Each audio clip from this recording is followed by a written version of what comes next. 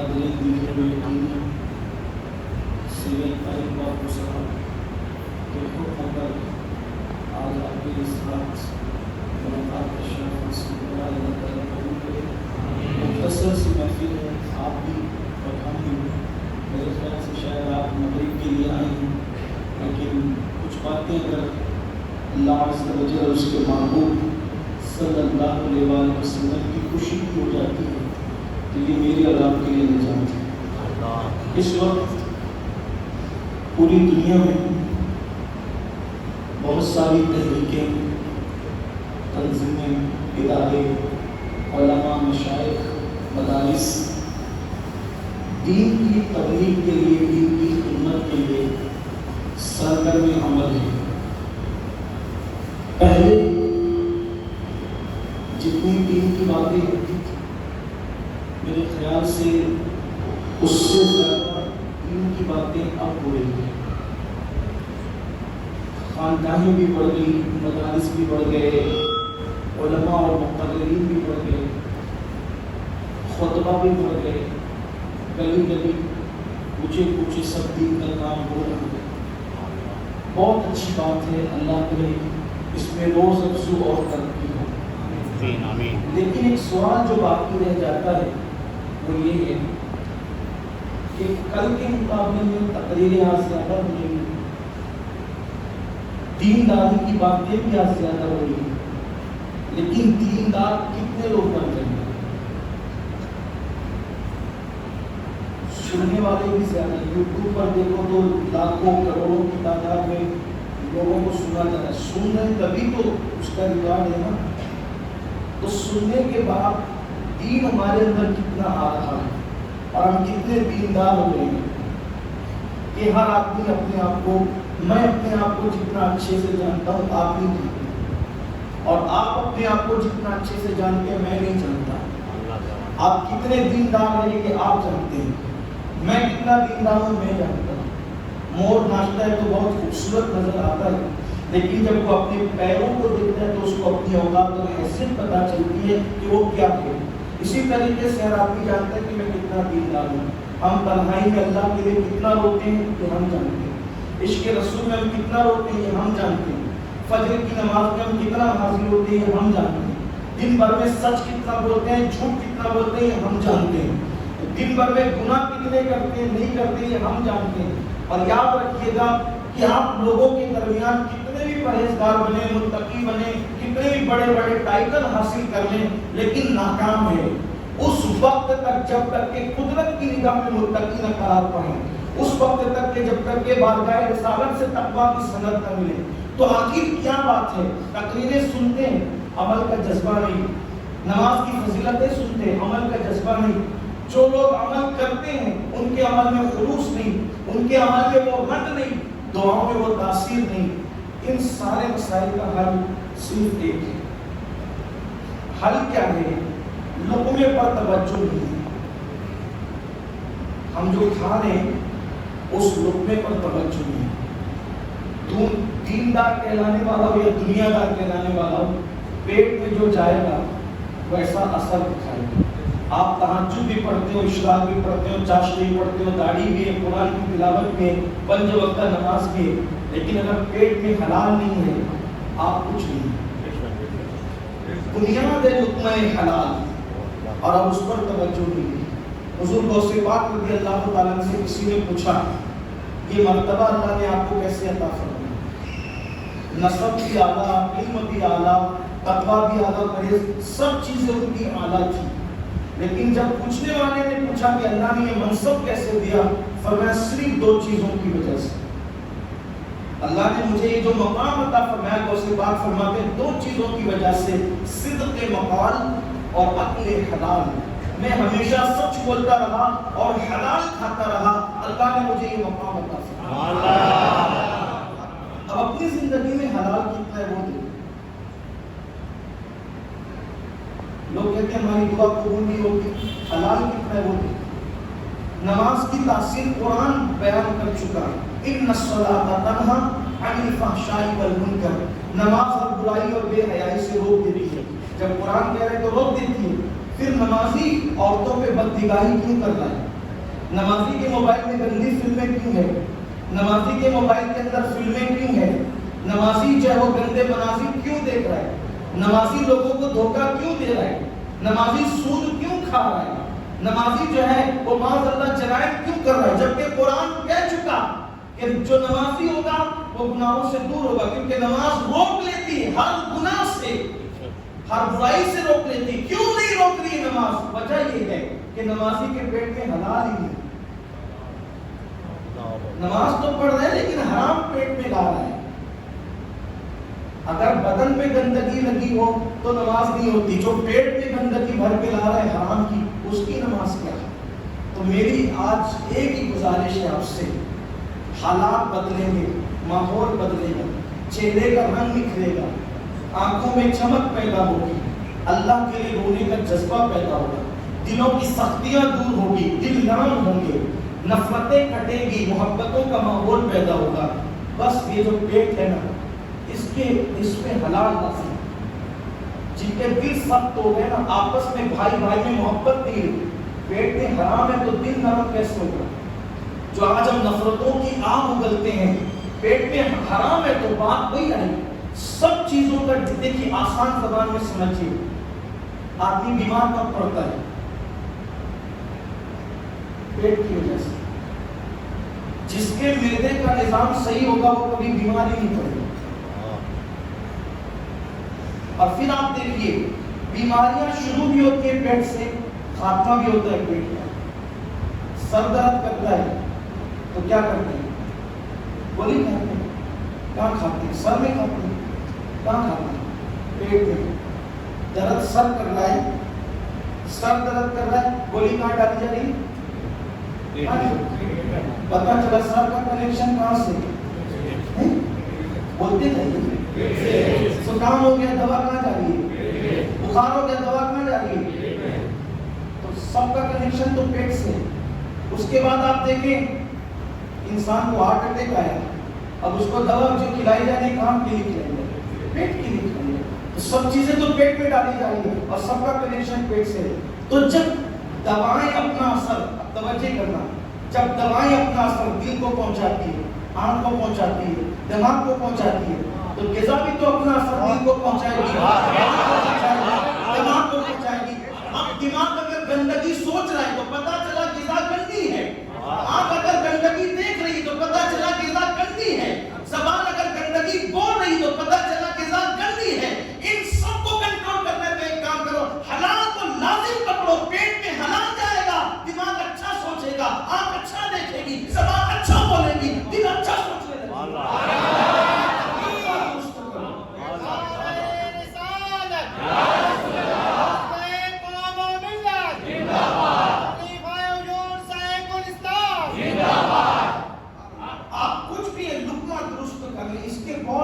فوائد ہیں، اس کے بڑے فائدے ہیں، اور ہمارے بزرگوں نے لقمے پہ توجہ دی اور ہم لقمہ چھوڑ کے سب پہ توجہ دی۔ کپڑا ہمارا ڈیزائن ایسی ہونی چاہیے، ہمارے کے پیج ایسے ہونے چاہیے، مسواک اتنی نہیں اتنی موٹی ہونی چاہیے، اتنی پتلی ہونی چاہیے، اس کے بعد ٹوپی ایسے رنگ کی ہونی چاہیے، اس پر یہ بنا ہونا چاہیے۔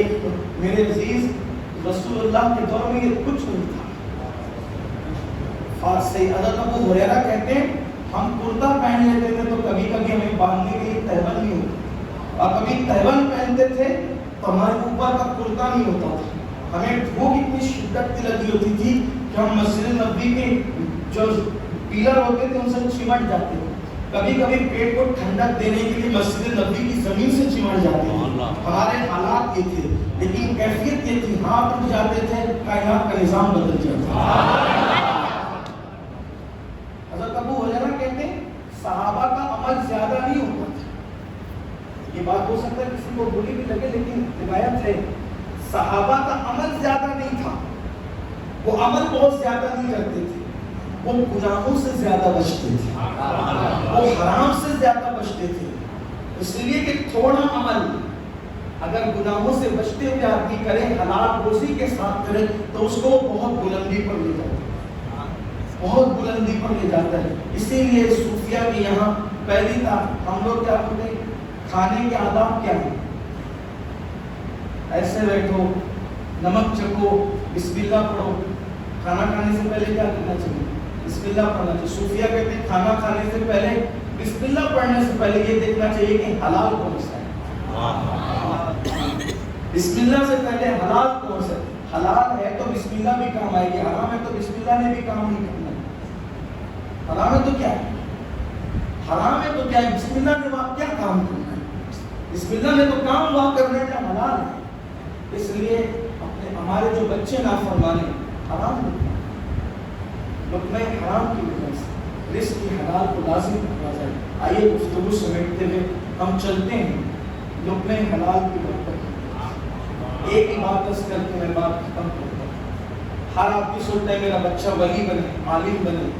اگر آپ پورا بھی مانے تو یہ بات بتاؤں, بچوں کو حرام کھلا کے عالم حافظ بھی بناؤ گے نا تو قوم کے لیے کوئی سرمایہ نہیں بنے گی, وہ فتنہ ہی پیدا کرنے والی. یہ بات آپ لکھ لیں. اگر آپ سوچتے ہیں کیونکہ کٹورے میں گندگی ڈال رکھی ہے, اب آپ کچھ بھی ڈالتے رہے سب گندا ہی ہوتا رہے. پیٹ تو پورا آپ نے پورا خون جو ہے وہ گندگی سے بھر دیا ہے, پورے جسم کے اندر گندا خون جو ہے وہ حرام کا خون دوڑ رہا ہے. اب اس میں آپ ڈالتے جائیے کچھ بھی, وہ سب ریئیکشن کرے گا, سب ریئیکشن کرے گا. اس لیے جو ہے بچوں کو عالم بناؤ, حافظ بناؤ, قاری بناؤ, مفتی بناؤ, ڈاکٹر بناؤ, ٹیچر بناؤ, انجینئر بناؤ. پہلے ان کا خون ہے پاک کرو, حلال لقمے سے خون پاک کرو. جب بچے نیک ہوں گے, پرہیزگار ہوں گے, زبان میں تاثیر, آنکھوں میں تاثیر, وجود میں تاثیر سب ہوگا. وہ مجھے روایت دیا جاتی ہے کہ ایک بزرگ تھے, ان کا نام حضرت قاضی نوح تھا. قاضی نوح بہت بڑے بزرگ تھے, قاضی تھے. قاضی اس وقت تو جسٹس کو کہتے تھے, جج. اسلامی حکومتیں ہوتی تھی تو لوگ فیصلے لے کر قاضی کے پاس جاتے تھے, قاضی فیصلہ کرتے تھے. قاضی نوح بہت بڑے قاضی تھے, فیصلے کرتے تھے لوگ. ان کی اکلوتی بیٹی تھی قاضی نوح. قاضی نوح کی اکلوتی بیٹی تھی, اس کا رشتہ وہ ڈھونڈ رہے تھے. قاضی نوح اپنی بیٹی کا رشتہ, میری بیٹی کو اچھا رشتہ, میں بھی سوچوں گا اور آپ بھی سوچتے ہوں کہ میری بیٹی کو اچھا رشتہ. لیکن یہ اچھا رشتہ سب کہتے ہیں, لیکن اچھا رشتہ آج ہم کسے کہتے ہیں اور وہ لوگ کسے کہتے ہیں.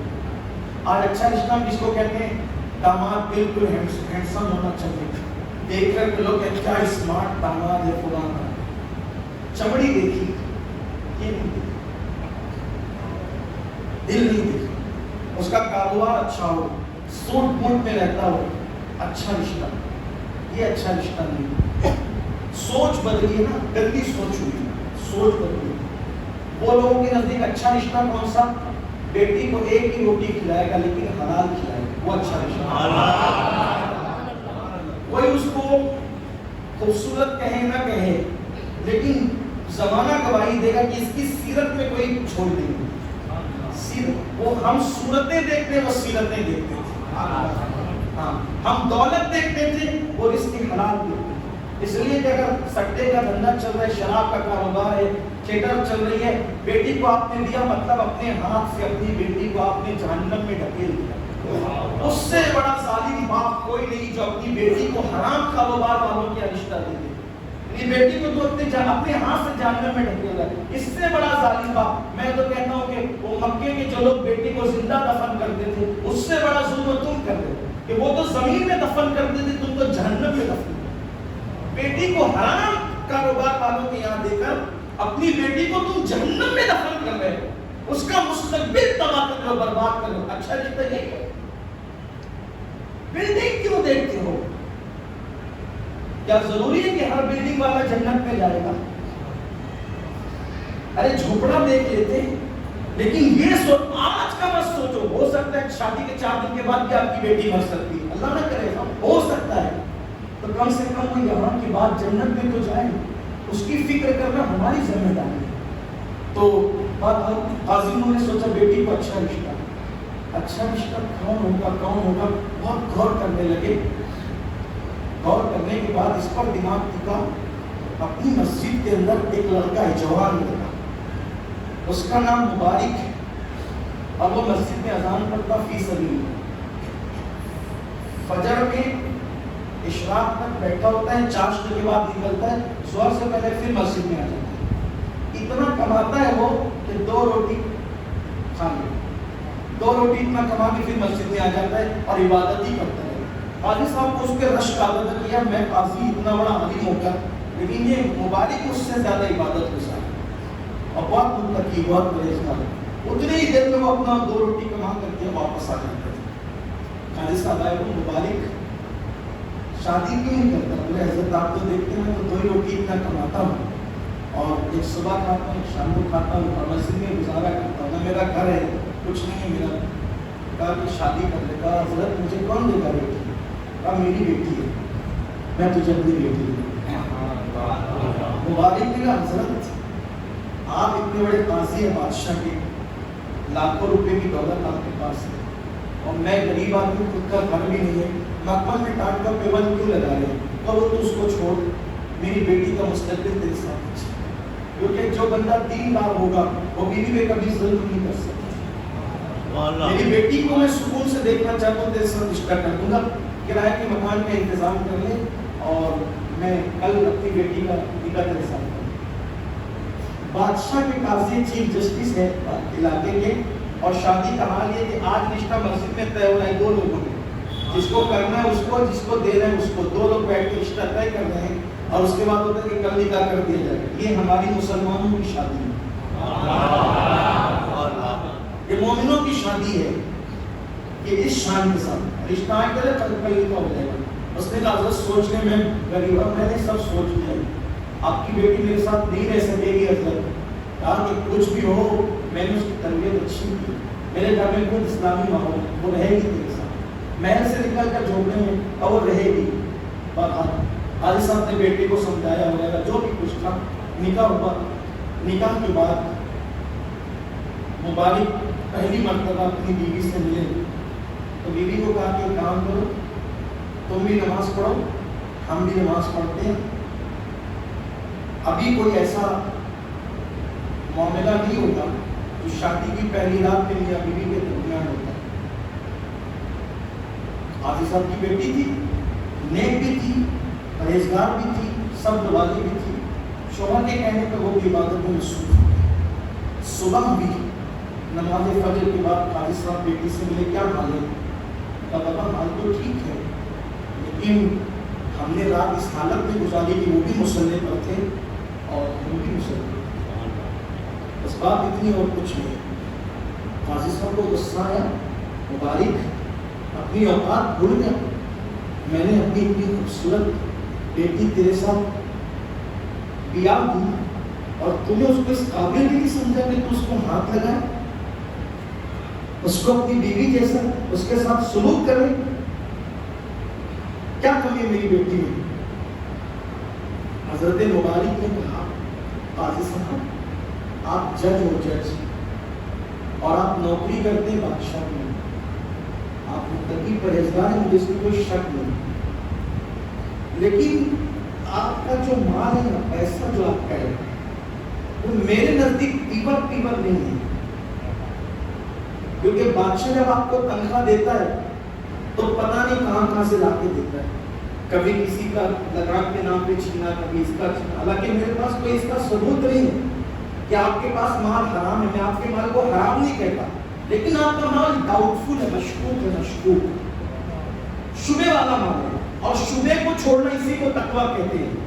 تو آپ نے اپنی بیٹی کی پرورش کی بہت اچھے سے، لیکن چونکہ وہ بیٹی آپ کی ہے نا، پرورش آپ نے کی ہے، حلال سے کی ہے، لیکن مجھے کہیں شک ہے، ڈاؤٹ ہے، اب اس بیٹی سے پھر میری اولاد پیدا ہونی ہے نا، آپ کی اولاد سے میری اولاد پیدا ہونا ہے، مجھے تو اپنی مستقبل پہ نظر کرنا ہے۔ تو چونکہ حدیث پاک ہے کہ لقمے کا اثر چاہے وہ حلال ہو یا حرام ہو، لقمے کا اثر 40 دن تک رہتا ہے انسان کے جسم میں۔ تو ابھی جو آپ کی بیٹی ہے جس کو آپ نے پالا پوسا کھلایا پلایا، تو میں یہ چاہتا ہوں کہ میں اپنی امانت جب آپ کی بیٹی کے شکم میں منتقل کروں تو اس وقت منتقل کروں جبکہ آپ کی بیٹی کے شکم میں پیور لقمہ آئے گا۔ تو لقمے کا اثر 40 دن تک رہتا ہے، تو میں 40 دن تک اس کو ہاتھ نہیں لگاؤں گا، 40 دن تک اپنا پیور محنت کر کھلاؤں گا تاکہ آپ کے لقمے کا اثر ختم ہو جائے۔ قاضی صاحب اگر آپ نے رشوت بھی لی ہوگی, غلط فیصلے بھی کیے ہوں گے, اس پہ آپ نے لیے ہوں گے, مجھے نہیں پتا, لیکن میں مطمئن ہونا چاہتا ہوں اپنی آئندہ کی نسل کے حوالے سے. میں نسل خراب نہیں کرنا چاہتا, نسل خراب نہیں کرنا چاہتا, تو آپ کا لقمہ ختم ہوگا, اس کا اثر میرے لقمے کا اثر چھڑے گا. تب پھر بیوی تو ہماری ہم جب چاہیں گے اس کے ساتھ, چاہے وہ بیوی جیسا سلوک کریں گے, وظیفہ زوجیت ادا کریں گے, لیکن اپنے لقمے کے اثر کے بعد, کیونکہ ہمیں جتنا یقین اپنے حلال پہ ہے, آپ کے حلال کو اتنا یقین نہیں. 40 دن تک کے مبارک پیسے محنت کرتے رہے, اب 2 کی بجائے 4 روٹی کماتے ہیں, 2 اپنے لیے 2 بیوی کے لیے, اور اس کے بعد گزر رہی ہے زندگی. 40 دن پورے ہوئے, پھر اس کے بعد کہا کہ اب وقت آیا, ہمارے حلال لقمے کا رنگ چڑھ گیا ہے, اور آپ کے ابا کے مشکوک لقمے کا رنگ ختم ہو گیا ہے. اسی دن ملاقات ہوئی, اور خدا کی شان, اللہ حلال والوں کو پھر دیتا بھی اپنی شان سے ہے. جو اللہ کی راہ میں چلے بھی رسوا کب ہوتا ہے. والعاقبۃ للمتقین, جب آخرت متقیوں کے لیے, تو دنیا کس کے لیے ہے؟ دنیا بھی انہی کے لیے ہے, آخرت بھی انہی کے لیے ہے. تو پھر جس رات ملاقات ہوئی, اسی رات ماں کے پیٹ میں بچہ ہے. پہلی رات میں, پہلی قربت میں ماں کے شکم میں بچہ آیا, اور وہ بچہ جب پیدا ہوا تو اس بچے کا نام عبداللہ رکھا گیا, اور اسی بچے کو عبداللہ ابن مبارک کے نام سے جانا گیا. حلال کی برکت, ایسا بیٹا پیدا ہوا کہ امام اعظم کہتے تھے, اگر قیامت کے دن اللہ نے مجھ سے پوچھا کہ نعمان میرے لیے کیا لایا ہے, تو اپنی نجات کے لیے عبداللہ ابن مبارک کو پیش کروں. لقمہ حلال ہوتا ہے تو اولاد ایسی ہوتی ہے. اگر آج اپنی اولاد خراب ہو رہی ہے, اصول لوگ کہتے ہیں ماحول بگڑا ہوا ہے, میں کہتا ہوں پیٹ بگڑا. اگر پیٹ سدھرا ہوا تو ماحول پہ بھی کوئی اثر نہیں. آج جتنا ماحول اپنا بگڑا ہوا ہے نا, اس سے پہلے صدیوں پہلے اس سے زیادہ ماحول بگڑا تھا. بادشاہوں نے کوئی کم رنگ رنگینی کی, بادشاہوں کے دور میں کوئی کم رنگ رنگینی ہوئی ہے, بہت کچھ ہوا ہے. اگر اس کو کھولا جائے تو بہت راتیں چلی جائیں. ماحول کا اثر بھی پڑتا ہے, انکار نہیں کرتا, لیکن پہلے پیٹ. اس لیے میری گزارش ہے, بہت کچھ بن گئے میرے عزیز, پہلے ہم حلال کھانے والے ہوئے. اگر حلال کھاؤ گے, آپ کی نماز کا اثر, آپ کی دعا کا اثر, آپ کی طبیعت کا اثر, بلکہ حلال کھا کر صرف بہت لمبا چوڑا نہیں کرنا, حلال کھا کر صرف فرض اور واجبات کی پابندی کرو, پھر دیکھو آپ کہاں پہنچ گئے. ہم عبادتوں پہ زیادہ دھیان دے رہے, لقمے پہ دھیان نہیں دے رہے, اور آج ضرورت ہے لقمے پہ دھیان دیں. اسی دور کے لیے میرے آقا علیہ السلام نے فرمایا تھا, میری امت میں سود اتنا بڑھے گا, اتنا بڑھے گا, اتنا بڑھے گا, کہ جو لوگ بچنا چاہیں گے, جو لوگ سود سے, حرام سے بچنا چاہیں گے, سود کے گرد و غبار ان تک پہنچے گا. جو بچنا چاہیں گے ان تک بھی گرد و غبار پہنچے گا, جو بچنا ہی نہیں چاہے گا وہ تو ڈوب جائے گا. آج دیکھ لیجیے, ایسے گھما پھرا کے یہ وہ کر کے لوگ سود کے دھندے کر رہے ہیں, حرام دھندے کر رہے ہیں. یاد رکھیے ایک دن مرنا ہے. اللہ تعالیٰ جن کے پیٹ میں حرام لقمہ ہوتا ہے اور وہ اسی حالت میں مر جائے, تو اللہ تعالیٰ اس پہ قیامت کے دن نگاہ رحمت نہیں فرمائے. حرام لقمہ کھانے والے جب قیامت کے دن آئیں گے تو ان کی صرف ہڈی کا ڈھانچہ ہوگا. فرشتے کہیں گے یہ کون لوگ ہیں, کہ ان کا گوشت تو حرام سے بنا تھا, خون حرام سے بنا تھا, آج وہ چھڑ گیا ہے, اسی لیے ہڈی کا ڈھانچے کی شکل میں آئے. اس لیے اللہ سے کریں, اللہ سے دعا کریں, اللہ ہم سب کو حلال دے, اور اللہ حلال اتنا دے دے کہ کبھی حرام کی طرف ہماری توجہ نہیں. ایک بات مجھے چھوٹی اور یاد آ گئی ہے اس درمیان میں, حالانکہ دیکھو حرام سے کماؤ گے تو بھی اتنا ہی ملے گا جتنا قسمت میں, اور حلال سے بھی کماؤ گے اتنا ہی ملے گا جتنا قسمت میں. بس آپ کی نیت, مجھے کیسے چاہیے, اللہ نیت کے مطابق. اگر آپ نے نیت کی حلال سے, آپ کو ملنا حلال سے, اور اتنا ہی ملے. آپ نے نیت کی حرام سے, جس کو کہتے ہیں پہنچی وہیں پہ خاک جہاں کا خمیر, جیسی نیت ویسی برکت, جیسی روح ویسے بخش. یہ حالت. اس سلسلے میں ایک چھوٹا سا واقعہ ایمان کو بہت تازہ کر سکتا ہے. حضرت ذوالنور مصری رحمۃ اللہ علیہ اپنے مرید کے ساتھ سفر میں تھے, مرید کے ساتھ سفر میں تھے, نماز کا وقت ہوا تو آپ نے مسجد کی طرف رخ کیا سفر میں. اس وقت سفر لوگ گھوڑے پر, گدھے پر, اونٹوں پر کچر پہ کرتے تھے. تو آپ اس وقت تو گھوڑے پہ سفر کر رہے تھے, مسجد دکھی آئے تو نماز ہو چکی تھی, مسجد سے ایک نمازی نکل رہا تھا.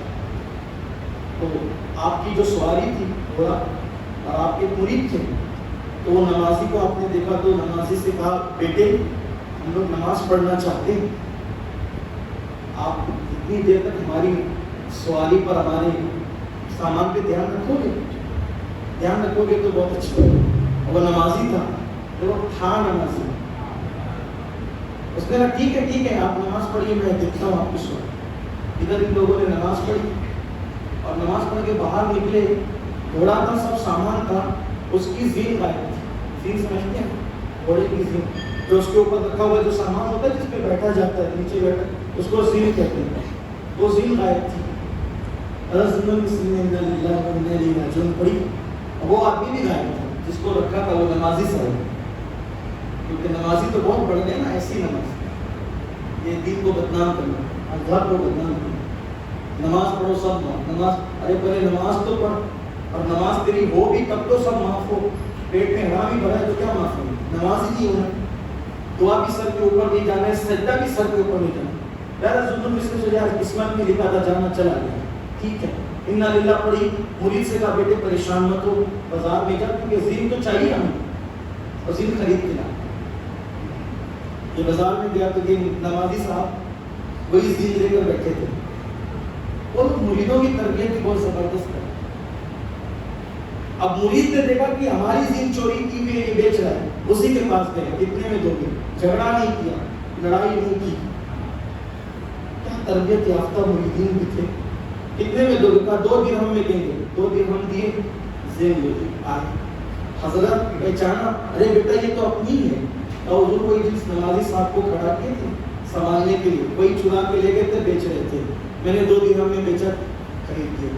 حضرت سنون مصری نے آسمان کر دیا, اللہ تیری شان, اللہ تیری شان.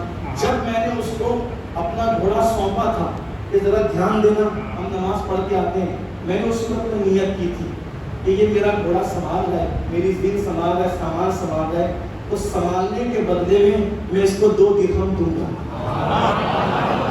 میری نیت تھی کہ میں اس کو 2 درہم دوں گا. تو اگر وہ نہیں بھی چوری کرتا تو اس کو 2 درہم ملتے, لیکن نیت کرنی تھی نا, تو حلال سے ملنے کی بجائے اس کو ملے 2 ہی درہم, ملے 2 ہی درہم, 2 سے زیادہ نہیں. کیونکہ مولا کائنات کا فرمان ہے, نہ وقت سے پہلے ملے گا نہ قسمت سے زیادہ ملے گا.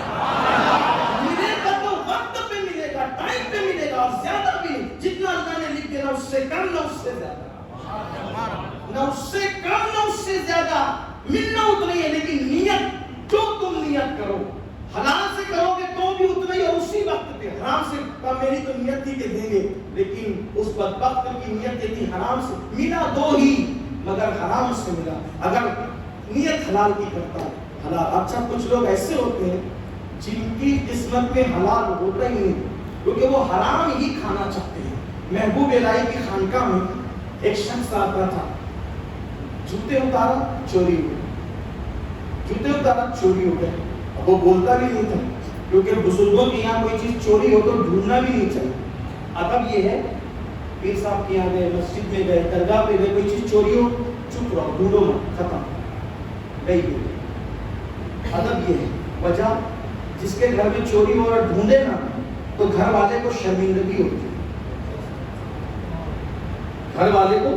اسی لیے مسجد میں کوئی چیز چوری ہو تو ڈھونڈنا نہیں چاہیے, چھوڑ دینا چاہیے. بلکہ حضور علیہ السلام فرماتے جو مسجد میں چوری ہوئی چیز ڈھونڈے اللہ اس کو کبھی نہ ملا. حضور علیہ السلام بہت ناراض ہوتے, صبر کر جاؤ, اس سے بہتر ملے گا. اجمیر شریف میں کچھ چلا جائے واویلا مت کرو, چپ رہو, خاموش, چپ رہو, مت ڈھونڈو, کبھی مت. خواجہ تیرے در پہ گیا, میں ڈھونڈوں گا تو تیرا در بدنام ہوگا, میرے پیسے سے زیادہ تیرے در کی قیمت, میرے موبائل سے زیادہ تیرے در کی قیمت, میں کیوں بدنام ہوں. حرم میں کوئی چیز گم ہو جائے نہ ڈھونڈو, اس چوکھٹ کی مسجد میں مت ڈھونڈو, پھر دیکھو کیسے نوازے جاتے, دیکھ لینا, لکھ لینا. اس وقت تو بہت تکلیف ہوگی, بہت تکلیف ہوگی، لیکن جب وہ دینے پہ آئے، کیونکہ تم نے اس کی چوکھٹ کی لاج رکھی، پھر وہ تمہارے یقین کی لاج رکھے گا۔ حضرت محبوب الہی کیا جب آئے جب جوتا چوری جائے، جب آئے جب جوتا چوری جائے، یہ پھر نیا لائے، اب وہ نیا لائے تو روز روز نیا جائے۔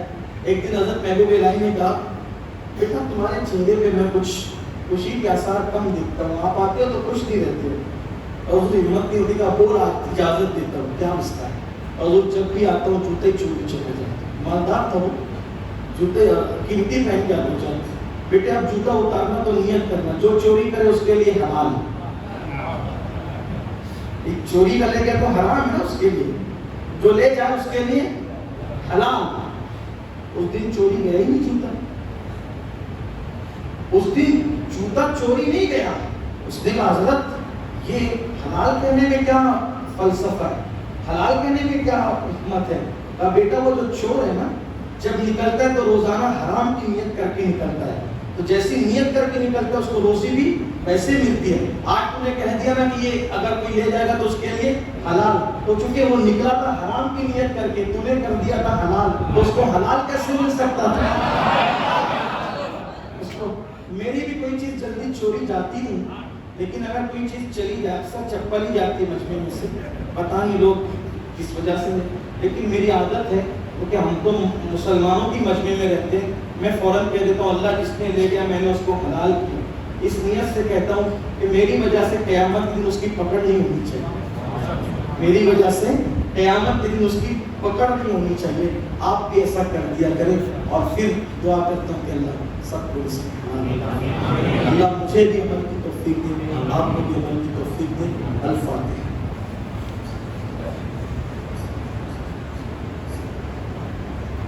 قال الله تبارك وتعالى في شأن حبيبه الكريم إن الله وملائكته يصلون على النبي يا أيها الذين آمنوا صلوا عليه وسلموا تسليما اللهم صل على سيدنا محمد وآله وصحبه وسلم سلام والسلام عليك يا رسول الله صلى الله عليه وسلم سبحان ربك رب العزة عما يصفون وسلام على المرسلين والحمد لله رب العالمين۔ نماز پڑھا کر آپ سے ملنا تھا، لیکن ملنے کا ٹائم بلکہ اس سے زیادہ ٹائم اپنی بیان میں کر دیا، اور ہمیں پہنچنا ہے بڑھوتا، اگر آپ اجازت دے دیں تو